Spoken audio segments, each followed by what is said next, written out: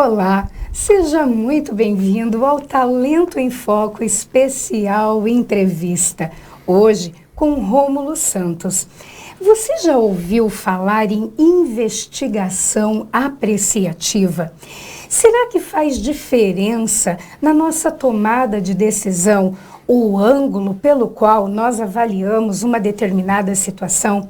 Será que impacta na tua escolha, na tua qualidade de vida, na tua felicidade, na qualidade das relações? Olhar para a perspectiva da perda, para a perspectiva do viés da negatividade, ou então respirar fundo, buscar um novo ponto de vista e que traz uma informação diferente e a partir dali extrair um aprendizado. Pois muito bem, essa é a essência do tema de hoje.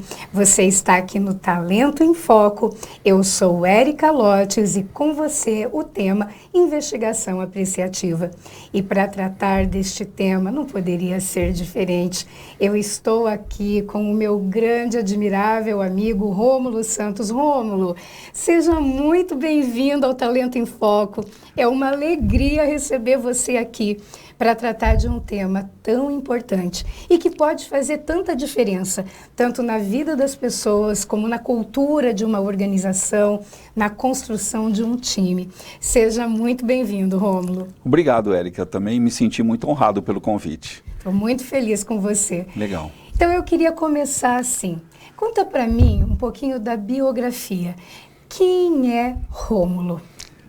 Poxa vida, é uma pergunta difícil de responder, mas acho que uma coisa que pode me caracterizar assim é uma pessoa positiva perante a vida. Eu sou um turismólogo, cursei várias especializações, muitos cursos, acho que sou um eterno aprendiz, gosto muito de estudar. E uma das coisas que fez diferença na minha vida foi ter feito uma certificação internacional em investigação apreciativa. Acredito assim que pelo meu jeito positivo de encarar as situações, qualquer que seja a situação perante a vida, quando eu entrei em contato com essa metodologia de desenvolvimento organizacional, sabe quando tem muito a ver, eu me identifiquei bastante. E me identifiquei tanto que isso virou muito mais do que um método que a gente usa para desenvolvimento organizacional, virou uma filosofia de vida. E olha só, né? Eu conheço a tua trajetória, você trabalha fortemente desenvolvendo líderes com metodologias extremamente inovadoras, não é? Pela sua empresa, pela sua consultoria. E como que a investigação apreciativa chegou até você? Então, num desses encontros de recursos humanos, eu fiquei sabendo que a Unidos, em parceria com a Case Western, que é acho que uma das mais importantes escolas de negócio e de formação de executivos, em 2009 estava promovendo uma certificação. Eu me interessei bastante e consultei alguns amigos, né? Consultei um amigo em São Paulo, ele é um grande consultor lá, e ele falou, olha, esqueça, isso não vai se pagar, eu nunca ouvi falar de investigação apreciativa. E consultei um outro mentor que eu tenho, que é o Norman da FGV. E ele representa as escolas de negócio brasileira perante um grupo de estudos de escolas de negócio da ONU.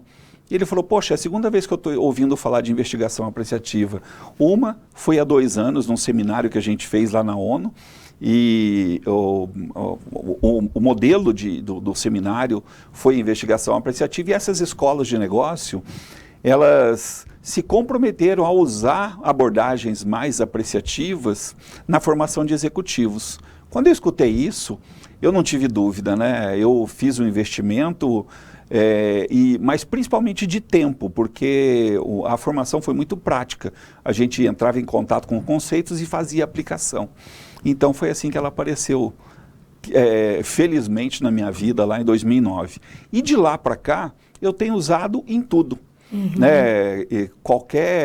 Qualquer viés, qualquer demanda organizacional, a gente sempre coloca um viés apreciativo, coloca princípios de investigação apreciativa, às vezes sem falar que está usando investigação apreciativa, e tem a felicidade de já ter compartilhado informações e usado metodologias com mais de 35 mil pessoas nesses 11 anos aí.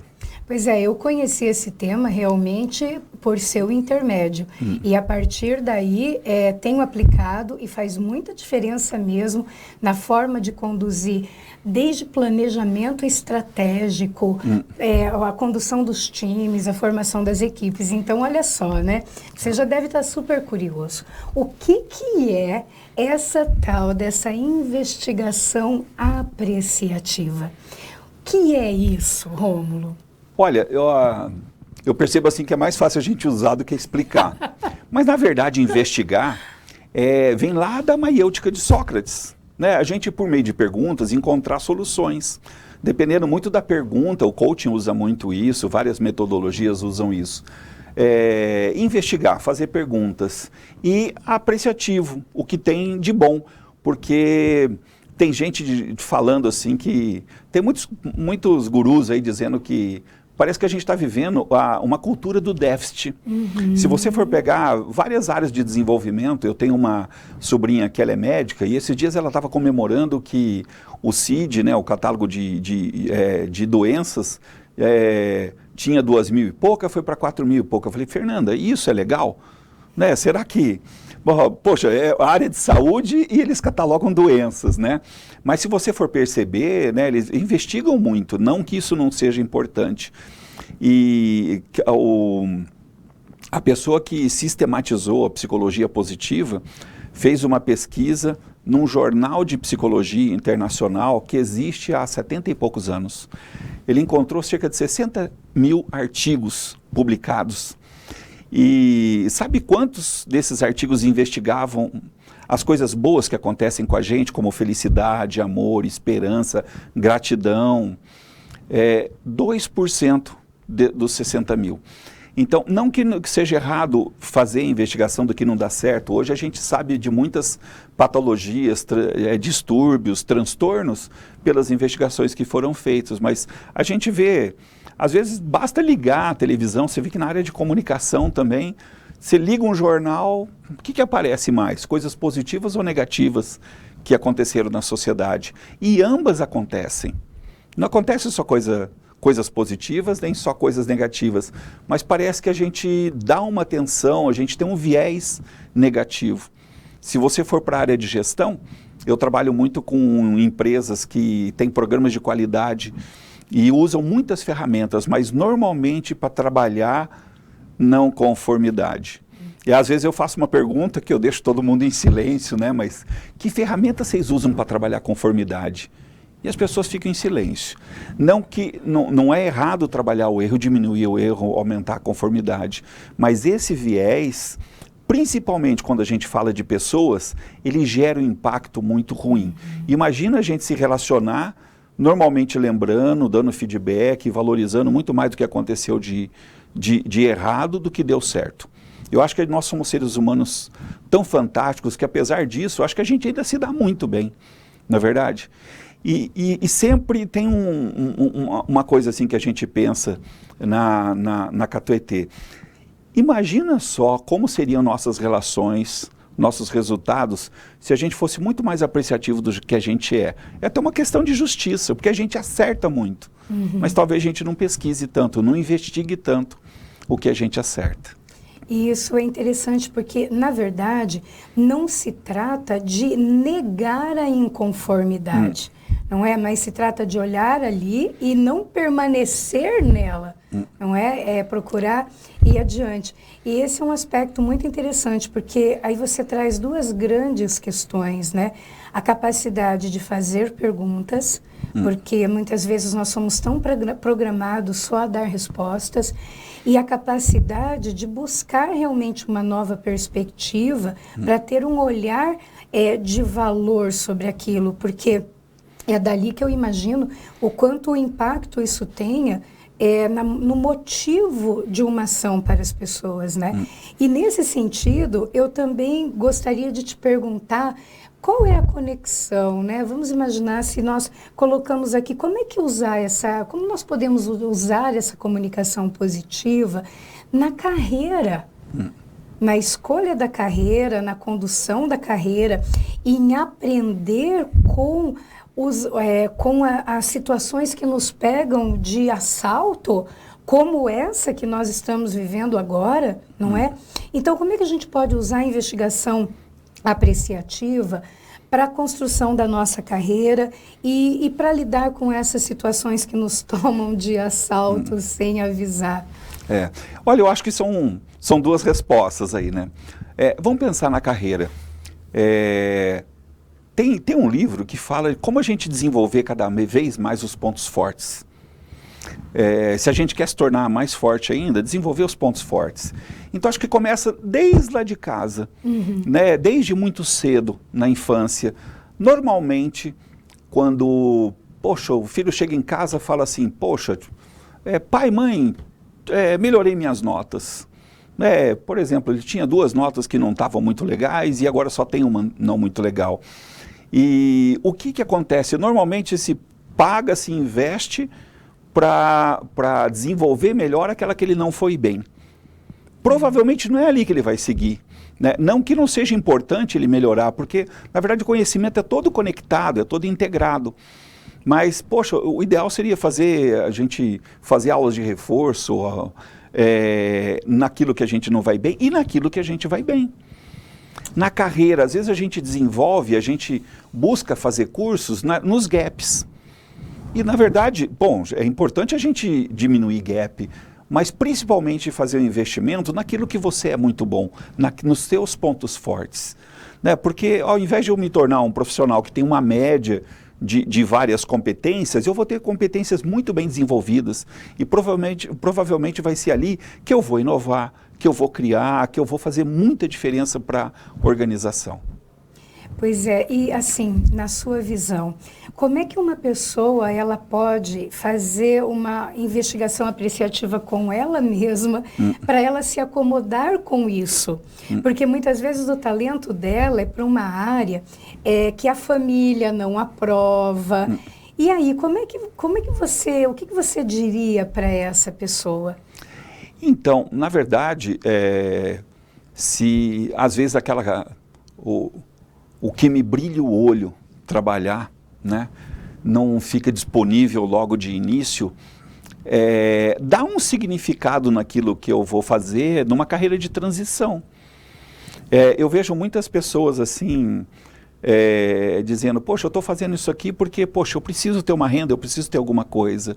Mas dê um significado para isso, vai economizando e vai investindo naquilo que você gosta, que te brilha o olho, e faz um período de transição. Porque cada vez mais hoje a gente...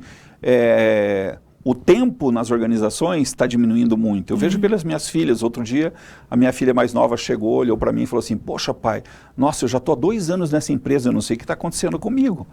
Não é? Então... pensa numa carreira de transição, não esqueça os seus pontos fortes, lembre-se deles.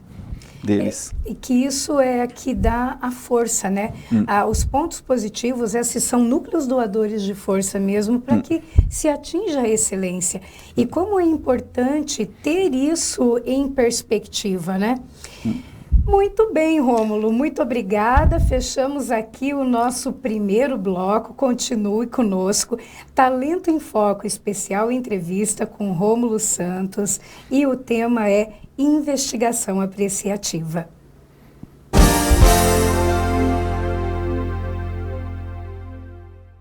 Educação de qualidade em qualquer lugar. Foi nisso que a Uninter acreditou praticamente sozinha, para hoje estar ao lado de todos os brasileiros, inclusive fora do Brasil. Ser a educação à distância mais lembrada e conquistar a nota máxima na avaliação do MEC só faz sentido para nós, porque inspira nossos alunos a buscarem novos caminhos.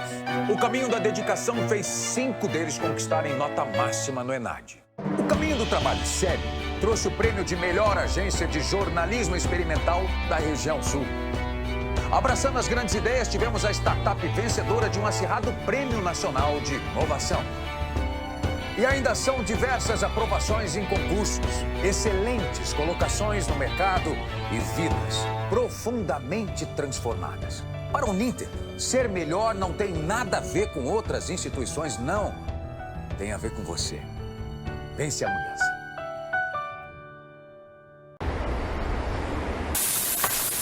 Mais 2, meu chapa! Opa, é pra já. Mais um sem queijo aí, meu chapa. Ah, beleza. E aí, tá pronto? Tá pronto. Valeu, meu chapa. Valeu.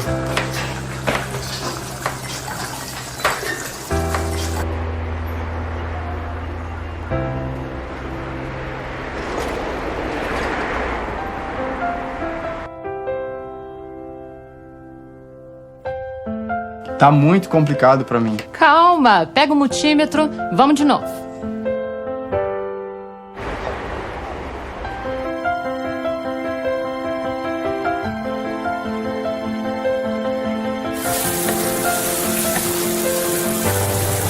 Pessoal, olha quem tá aqui.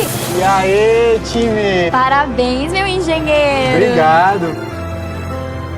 Graduação e pós-graduação à distância Uninter, ao seu lado para transformar a sua história.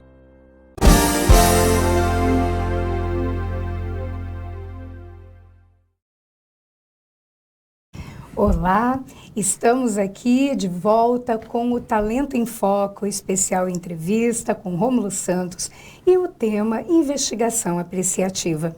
É muito natural perceber que no nosso dia a dia nós damos assim um acolhimento maior para o nosso viés de negatividade.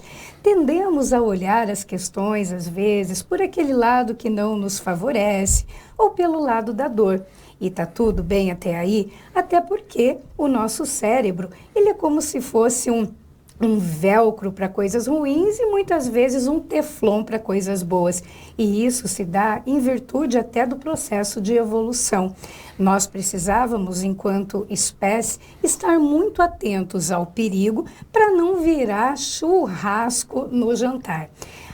A questão aqui da investigação apreciativa, ela olha para uma abordagem diferente. E é por isso que eu quero perguntar aqui ao nosso convidado como é que nós podemos identificar os diálogos de indivíduos e de organizações e como é que nós podemos contribuir para essa quebra desse viés da negatividade, ou talvez nem quebra do viés, mas como uma oportunidade de dizer, olha, existe uma outra possibilidade para se olhar, existe uma outra perspectiva para olhar que pode impactar profundamente na tua emoção e na tua tomada de decisão.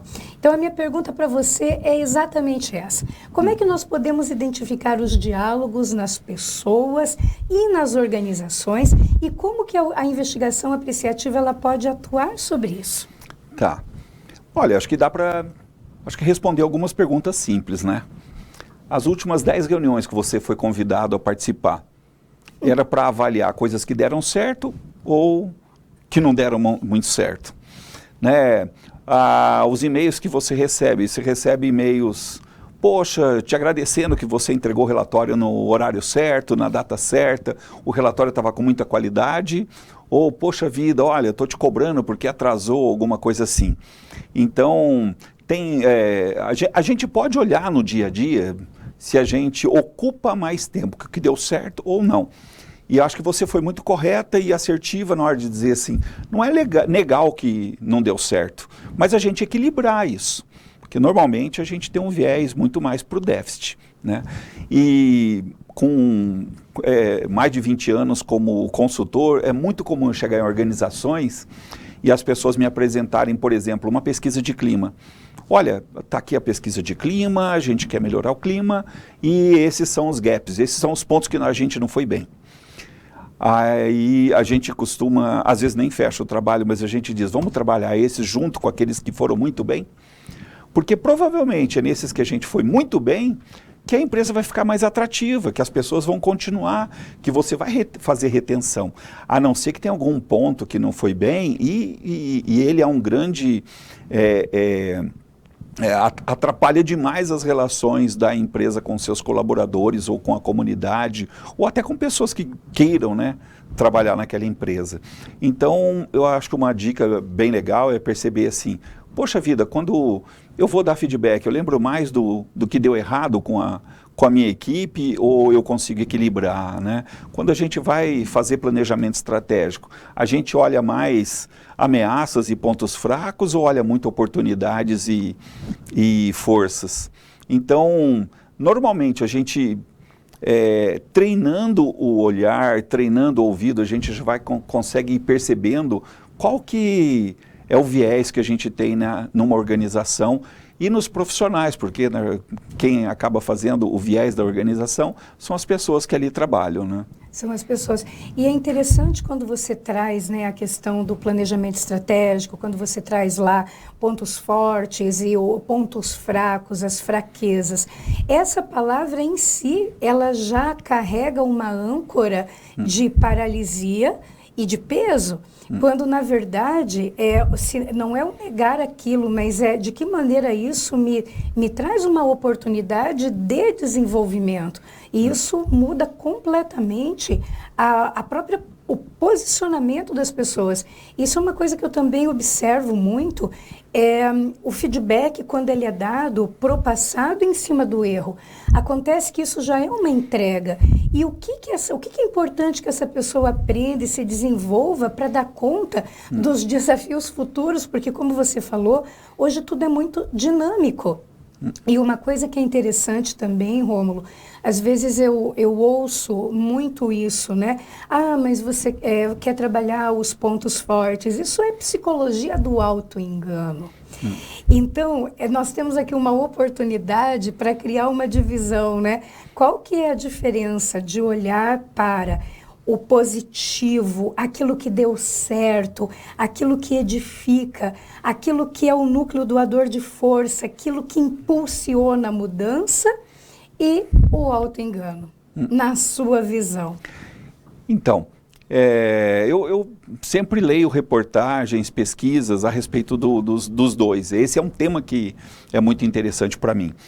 E até outro dia tinha uma pesquisa que falava assim do lado burro do cérebro, né? Como o cérebro acaba sabotando a gente, e uma das maneiras de sabotar é acreditar que tudo vai dar certo. Não, tudo não vai dar certo, efetivamente.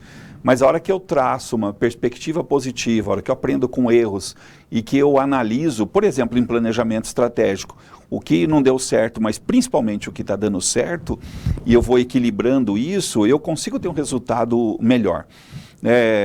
Uma das abordagens que a gente tem para planejamento estratégico, que a gente tem usado muito, por exemplo, é não usar mais a matriz SWOT. A matriz SWOT acho que é usada em 99% das empresas quando vai fazer o planejamento estratégico, e é uma ferramenta muito boa, mas é uma ferramenta antiga, baseado num paradigma aí de déficit. E tem uma pesquisa do Prahalá em cima de planejamento estratégico que levou 10 anos. E a gente, às vezes, acaba trabalhando muito menos oportunidades e trabalhando mais as ameaças, e muito menos os pontos fortes e trabalhando mais os pontos fracos. Só que num momento de que as decisões têm que ser tomadas muito rápido, foi sistematizado na Case Western um modelo muito mais apreciativo, que é a matriz SOAR. Ele tem o S e o O do SWOT, que são as forças e oportunidades. E o A, quais são as aspirações que a gente tem em comum? O que nos move? O que cria essa conexão positiva? E quais são os resultados estratégicos que a gente quer alcançar? Porque se efetivamente a gente traça planejamento estratégico, e agora em época de Covid está todo mundo fazendo replanejamento estratégico, porque o cenário mudou radicalmente, né? E a gente, não dá mais tempo da gente trabalhar muito a ameaça, então vamos ser muito mais forte. Né? Essa é a base dessa matriz SOAR. Nossa, que interessante. Essa eu realmente não conhecia. E me fala uma coisa, quais são os princípios da investigação apreciativa? Que provavelmente são esses princípios que dão a sustentação e a firmeza a essa matriz. Quais são os princípios que sustentam essa metodologia? Eu acho que eu vou falar dos princípios falando colocando dicas práticas. O que eu posso fazer, né? Usar esses princípios. Então, o primeiro é a gente perceber muito os diálogos que a gente pratica. A gente sempre se desenvolve na direção dos diálogos que a gente pratica, que a gente apoia, que a gente dá sustentação. seja em casa, na família, com os amigos, na sociedade, dentro de uma organização. A gente sempre se desenvolve na direção dos diálogos que a gente pratica. Então, se a gente pratica diálogos mais positivos, se a gente equilibra, né, as coisas que não dão certo com as coisas que dão muito certo, e vai praticando diálogos mais positivos, a gente também consegue ter um viés mais positivo e ir treinando um olhar mais positivo. Quer ver um exemplo? Tem pessoas que entram numa organização e normalmente entram encantadas. E aí contam para a família, nossa, eu estou trabalhando em tal organização, lá é muito bom, tem isso de legal, tem isso de diferente da outra, eu tenho essas oportunidades de crescimento, de aprender coisa nova e realizar e fazer. E eu acho que isso até em relacionamentos pessoais acontece isso. Nossa, né, tô namorando uma pessoa, tá dando tudo certo. E no início é um grande encantamento. E tem pessoas que depois de 40 anos de relacionamento continuam encantadas. Exato. Com a pessoa, com a empresa, com os amigos. E tem pessoas que perdem encantamento. Normalmente porque começam a olhar, poxa, mas nessa empresa não tem isso que a outra tem. Então, em vez de apreciar, valorizar o que tem de positivo, né, acabam olhando muito o viés negativo. Isso acaba gerando diálogos negativos que acabam influenciando. A gente sempre vai se desenvolver na direção daquilo que a gente sistematicamente conversa. Se eu converso sobre o que tem de bom na empresa, e esse é um exercício que é muito importante fazer, influencia muito em clima, em relacionamento e em resultado. Fato. Né? Um outro princípio é a gente investigar mais o que deu certo. Eu atendi a semana passada uma organização da área da saúde, e que tem hospitais, clínicas e laboratórios. E por incrível que pareça, o pessoal que está em contato com as pessoas de Covid é onde apresentou o menor percentual de contaminados. E a hora que a gente vai pesquisar, um jeito de pesquisar ao contrário, né, pesquisar, ao invés de eu pesquisar por que as pessoas contraíram Covid. E eu devo pesquisar isso, mas não posso esquecer. O que estava presente naquelas pessoas que mantiveram a saúde? Se você fizer duas reuniões separadas, uma, por que as pessoas tiveram Covid? Outras, por que elas conseguiram evitar? Né? E esse exemplo dá para tudo. Né? Por que eu consegui desenvolver bem minha carreira? Né? Por que eu tenho uma valorização do mercado e por que eu não tenho? Talvez aparentemente parece que o tema central é o mesmo, mas não é, as respostas são diferentes. E ao invés de eu na verdade, usar a comunicação para dizer assim, olha, as pessoas que aconteceu um acidente na empresa, ou contraíram Covid, ou as causas de desligamento são essas, e a gente compartilhar sempre isso, dizer, caramba, as pessoas que estão há 20 anos nessa empresa, é porque tem esse viés, elas praticam isso. As pessoas que mantêm, que conseguem dirigir de moto seguro, nunca se envolveram com acidente ou conseguiram evitar acidentes, as respostas são totalmente diferentes das outras. Então, a hora que a gente começa a compartilhar as coisas por esse viés, pela investigação apreciativa, pelas respostas positivas que a gente encontrou, primeiro que a gente consegue gerar conexões mais positivas. Ao invés de eu colocar de exemplo uma pessoa que infelizmente aconteceu um acidente, e não é que a gente não deva divulgar as causas de um acidente, mas eu vou colocar também práticas das pessoas que estão lá há muito tempo na organização e conseguem manter segurança, né? Ou quais são as boas práticas daqueles profissionais que a empresa não quer abrir mão dele, né? Por quê? Porque eles são muito importantes para a organização. Quais são os comportamentos, as posturas, muito mais até do que o conhecimento e a experiência, mas os comportamentos e as posturas das pessoas que acabam ficando bastante tempo, que geram as maiores contribuições para as organizações. Então, praticar diálogos positivos, pesquisar muito mais o que dá certo, treinar um olhar mais apreciativo para tudo. A gente estava conversando que dá para usar investigação apreciativa até no desenvolvimento das crianças. Outro dia eu estava conversando com meu neto, e a família é grande, e deu uma chuva de pedra, e algumas pessoas falaram, nossa, chuva de pedra estragou tudo, é ruim, e ele chegou lá em casa dizendo, vô, não gosto de chuva de pedra.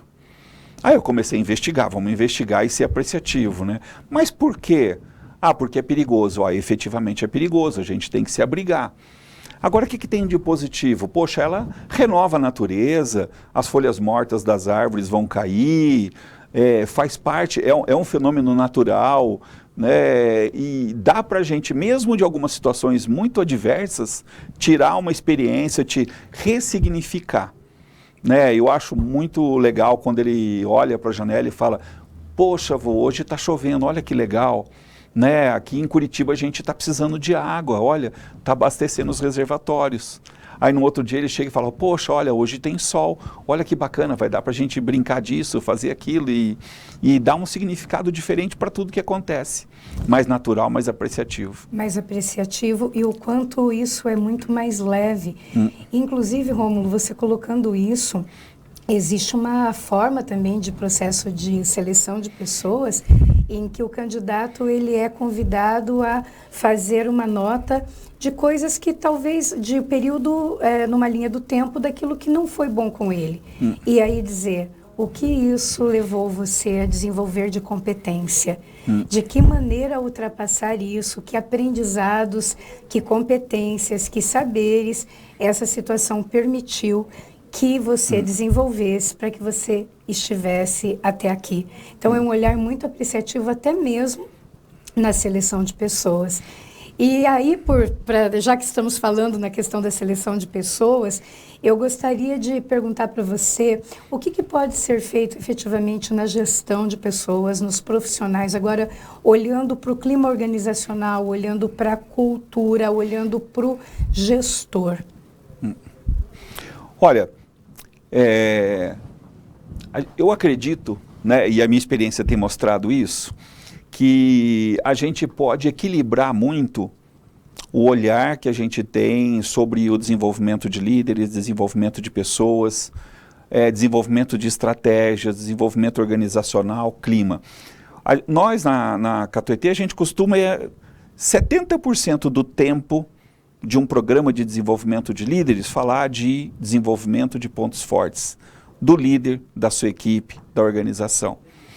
30% do tempo, pronto, vamos desenvolver gaps? Vamos, é importante também. Né? A hora que a gente vê uma pesquisa de clima, como é importante a gente trabalhar o que a gente tem de bom dentro da organização.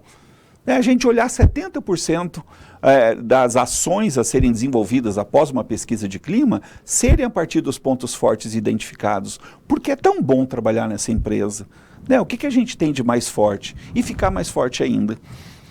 Com relação à gestão de pessoas, o que a gente percebe na prática é que muita gente não gosta de avaliação de desempenho, de feedback, algumas coisas. Tem até alguns nomes engraçados para tudo isso daí. Mas o que a gente percebe? Outro dia a gente fez um post que chama assim, feedback nunca mais. O que seria a gente buscar desenvolvimento sem nunca mais precisar usar essa ferramenta que 95% das vezes quase que não dá certo. Talvez porque a gente não use essa importante ferramenta de desenvolvimento tão bem, né? E o nome do post é assim, feedback nunca mais, partiu feed forward. Pronto. Poxa, se eu quero ter uma relação melhor, um relacionamento, resultado melhor e desenvolvimento da pessoa, então eu vou usar esse tempo que eu iria usar mais para frente com feedback antes da ação. Olha, a gente vai fazer hoje uma atividade muito importante. Por que ela é importante para a organização? Quem que vai te orientar? Que posturas que você deve ter? E a gente trazer, investigar apreciativamente também. Quem é a pessoa que melhor faz isso? Por que ela faz tão bem? Né? Normalmente é porque ela tem crenças positivas a respeito daquilo. Eu lembro um dia que eu trabalhei motivação com um pessoal de uma organização E eu também trabalhei assim, o que você gosta muito de fazer e que você odeia fazer aqui dentro. Mas você faz, porque você é profissional. E eu lembro que uma pessoa chegou e falou assim, poxa, lançar determinada situação no sistema é horrível, ninguém gostava de fazer. E ele que fazia dentro daquele grupo de pessoas. E a hora que ele começou a ressignificar a importância daquilo, eu lembro que uns dias depois, conversando com ele, ele falou assim, não é que parece que o sistema está mais rápido? Eu falei, pronto, é uma percepção. É isso que acontece quando a gente começa a ter uma relação melhor com aquilo, né? Agora, acredito assim que é muito importante desenvolver princípios e conceitos. Imagina se todo mundo na organização tem um olhar mais apreciativo quando você pergunta numa pesquisa de clima sobre liderança, por exemplo, que normalmente a gente é chamado, pô, liderança não está muito legal, trabalha isso aqui com a gente, né? Olha que eu começo a olhar muito mais o que o meu líder faz que dá certo. E ele faz muitas coisas que dá certo. Só que às vezes eu vejo que não deu certo. E esse viés do líder, para mim, também é assim. Eu faço muita coisa certa. Mas o pessoal até brinca, né? Fala, poxa, eu acertei o dia inteiro. E agora parece que deu alguma coisa errada, parece que o líder estava aqui do lado, olhando, né? Na verdade, o que a gente treina o olhar. Infelizmente, a gente foi ficando muito bom em olhar o que não deu certo. E agora é só equilibrar, a gente começar a olhar muito mais o que deu certo. E aí a gente vai ter o equilíbrio. Nossa, Rômulo, muito obrigada. Olha, fantástico tema. Muito obrigada por você estar aqui tão generosamente conosco. E eu quero agradecer você também que esteve conosco aqui no Talento em Foco Especial Entrevista com o tema Investigação Apreciativa. Eu sou Érica Lotes, mentora de Capital Humano, e hoje quem esteve aqui comigo, Rômulo Santos. Um grande abraço e até a próxima.